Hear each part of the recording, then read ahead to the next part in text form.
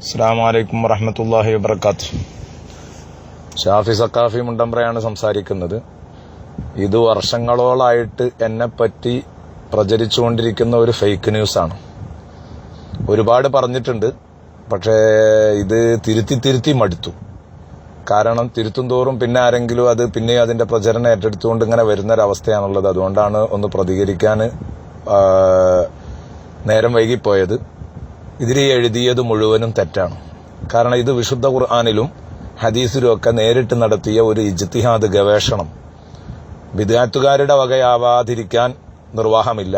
കാരണം അവർക്ക് മഹാന്മാരെന്ത് പറഞ്ഞു എന്നൊന്നും നോക്കണ്ട. എന്നാൽ ഹദീസിലും ആയത്തിലൊക്കെ ഈ പറഞ്ഞതിന്റെ അർത്ഥം, ഒരാള് വളർത്തുപുത്രനെ വളർത്തിപ്പോറ്റിയാൽ ആ വളർത്തുപുത്രൻ സാധാരണ വളർത്തിയ ഉപ്പാനെപ്പറ്റി ഉപ്പ എന്ന് വിളിക്കുന്ന ശൈലിയും നബി സല്ലല്ലാഹു അലൈഹി വസല്ലമ തങ്ങളുടെ പോറ്റുപുത്രനായ സെയ്ദ് റളിയല്ലാഹു അൻഹുവിനെ സെയ്ദ് ഇബ്നു മുഹമ്മദ് എന്ന് വിളിക്കുന്ന ഒരു ശൈലിയും ഉണ്ടായിരുന്നു.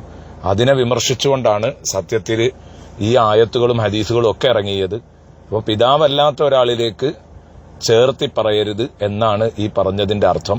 അല്ലാതെ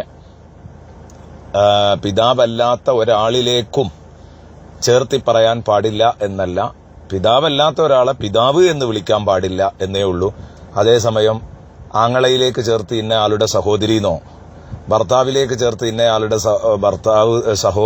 ഭാര്യന്നോ ഇതൊന്നും വിളിക്കുന്നതിനൊരു കുഴപ്പവുമില്ല. അതുകൊണ്ട് തിരുത്തി മടുത്തതുകൊണ്ടാണ് അല്പം വൈകിപ്പോയത് എന്ന് പ്രത്യേകം ഉണർത്തുന്നു. ഇനിയെങ്കിലും ഈ ഫേക്ക് ന്യൂസ് അവസാനിപ്പിക്കണം എന്ന് വിനീതമായി അഭ്യർത്ഥിക്കുന്നു. അസ്സലാമു അലൈക്കും.